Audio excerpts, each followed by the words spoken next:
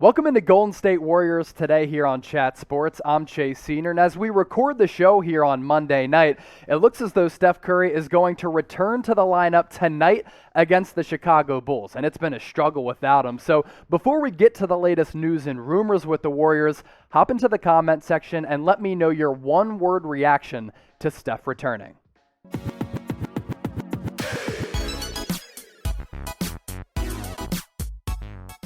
Let's start things off with Kelly Oubre Jr., whose name was mentioned in trade discussions for weeks leading up to the NBA trade deadline on Thursday.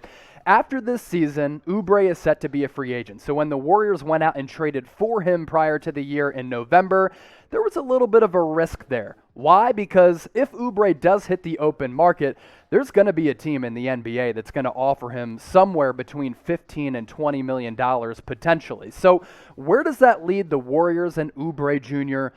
moving forward? Because they didn't trade him away, didn't get any assets back, which leads them a little bit vulnerable if he does walk for nothing.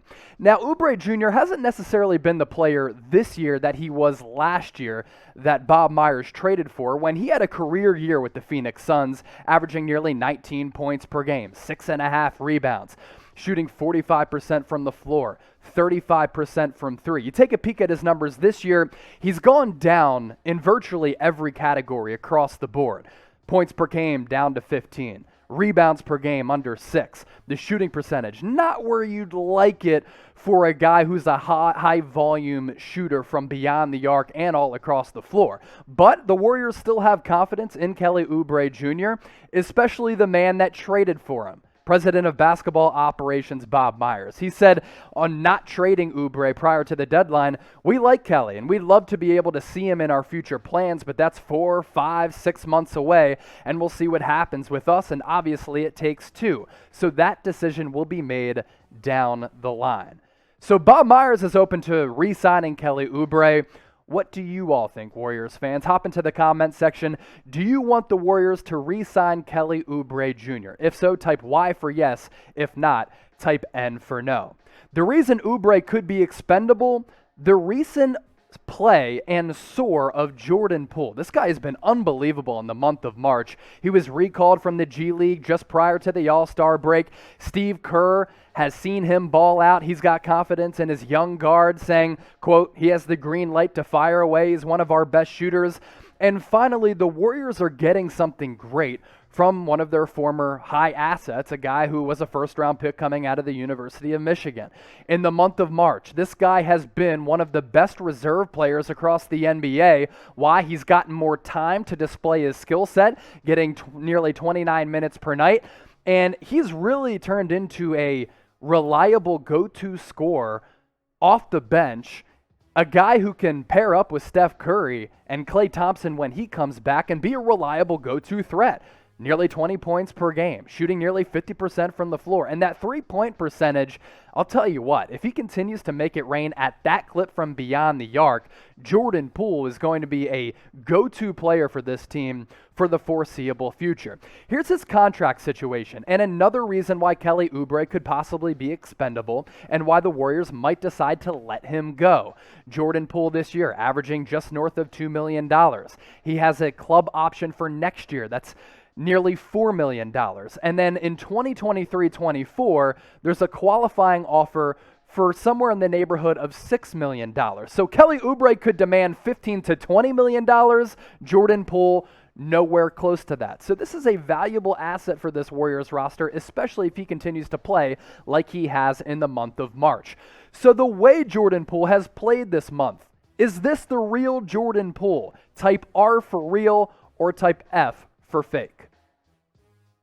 Today's show brought to you by our sportsbook partners at BetUS. March Madness is going on. We've got Elite 8 games tonight, tomorrow, Final 4 games coming up this weekend. If you want to lay down some wagers, bet on some college basketball games, or bet on the Warriors, head to chatsports.com/bet, enter the promo code CHAT125, and you get a 125% deposit bonus. I'm telling you right now, I've used it. There is not a better deal out there if you're trying to lay some wagers. Let's get into some more news and rumors around the Golden State Warriors. And how about a possible DeMarcus Cousins reunion in Golden State? I'd say the probability is low, but it could possibly happen. According to reports, the Celtics and Warriors could have interest in the free agent center. Cousins was released by the Rockets and is currently a free agent, and he has not played going back to February 17th. So he's been on the market for a while. No teams have decided to sign him yet, and he's looking for a suitor. There are none yet. Could the Warriors be the team? There's a possibility. I want to warn you all that DeMarcus Cousins right now at this point of his career, not the DeMarcus Cousins that we saw in his prime from 2010 to 2018 when he was one of the best big men in the NBA. These numbers, flat out stupid. Just look at him. DeMarcus Cousins from 2010 to 2018, a large sample size, was putting together one of the best runs for a center in modern NBA history. What happened to Boogie? Why is he a free agent right now if he was capable of putting numbers up like that just 3 years ago? A string of injuries and a lot of bad luck. January of 2018, he tore his left Achilles. April of 2019, tore his left quad. August of 2019, tore his left ACL, and he missed the entire season last year because of that ACL injury. And Warriors fans remember, back in 2019 when he tore that quad, he was actually playing pretty good basketball given the lineup that the Warriors were trotting out there every night. He wasn't going to get the amount of shots that he was getting in Sacramento and in New Orleans, but in 30 games with the Warriors a couple years ago, DeMarcus Cousins was playing pretty good basketball coming off a really severe injury, north of 16 points per game. He was still giving you more than 8 rebounds per night. And what I think is underrated about Cousins, really throughout his career, even this year in Houston, he can block shots, but he can also play passing lanes, deflect passes as well, because he contributes steals and deflected passes as well. Now, DeMarcus Cousins this year with the Houston Rockets, just not the same player, and it's really unfortunate to see what has happened to him over time because of all of those injuries, because again, we're talking about an elite big man when this guy is healthy. I think those days are in the past. He would be a veteran front court option who has championship playoff experience, be able to give this Warriors team a little bit of depth. You see the numbers right there. Not primetime Boogie at all. But let me ask you this. Are you down for a Boogie reunion in the Bay? If so, type S for sign. If you think that Boogie Cousins, he has nothing left in the tank and you'd rather the Warriors pass on him, type P for pass. I think Boogie Cousins, his best days are behind him. For me, this is a young Warriors team that is also trying to bridge to the future with some old pieces in Steph Curry and Klay Thompson. You have James Wiseman, who I think is going to be a stud down the road. You have Kevon Looney. I don't think it makes much sense for Bob Myers to bring in Boogie Cousins, thank him for his time in Golden State when he helped contribute to a really good Warriors team, but he's zapped. I don't think he has anything left, so I don't think this move makes sense at all. At the top of the show, I mentioned Steph Curry returning to the lineup. At last, he is indeed returning to the lineup. He was a full participant at practice on Sunday. Curry, as we record this, is probable tonight against the Chicago Bulls. He suffered a spinal cord contusion back on March 17th, and since then, the Warriors have really missed him in the lineup.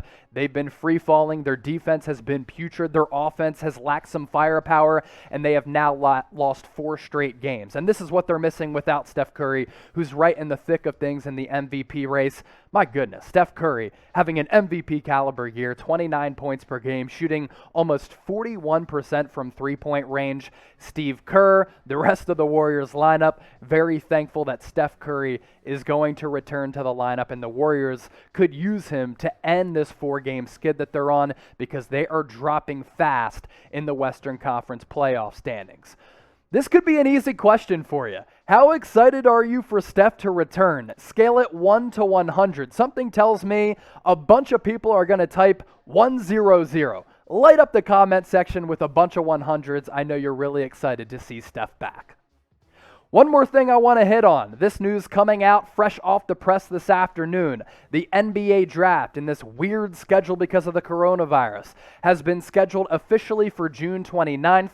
The NBA draft lottery is set for June 22nd, and the NBA draft combine is set for June 21st to the 27th. I know I'm really excited about that because I want to see a bunch of these prospects work out.